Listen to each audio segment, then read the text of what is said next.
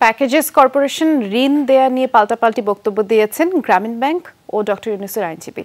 দুপুরে হাইকোর্ট প্রাঙ্গণে গ্রামীণ ব্যাংকের প্রধান আইন উপদেষ্টা মাসুদ আক্তার সংবাদ সম্মেলনে জানিয়েছেন ৯.৫ কোটি টাকা ঋণের বিষয়ে ইউনূস সেন্টারের বক্তব্য অসত্য। অভিযোগ করেন ডক্টর ইউনূস আইনজীবীকে দিয়ে গ্রামীণ ব্যাংকের নামে মিথ্যা ও বিভ্রান্তিকর তথ্য ছড়াচ্ছেন। তিনি বললেন ডক্টর ইউনূস ও তার পিতার প্যাকেজেস কর্পোরেশন ঋণে জর্জরিত ছিল, সেই প্রতিষ্ঠানকে বাঁচাতে তিনি ঋণ ছাড় করেন। এমনকি অতিরিক্ত দরে প্রিন্টিং প্রেসের জন্য গ্রামীণ ব্যাংক থেকে শত কোটি টাকার ওয়ার্ক অর্ডার দেন ডক্টর ইউনূস।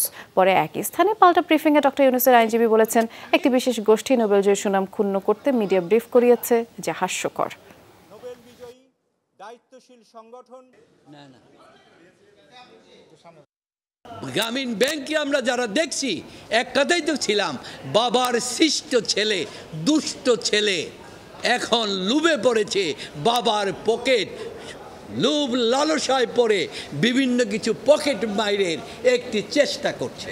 গ্রামীণ ব্যাংকের সৃষ্টি নিয়ে একটি সম্পূর্ণ বিভ্রান্তিকর তথ্য জনগণের সামনে তুলে ধরেছেন।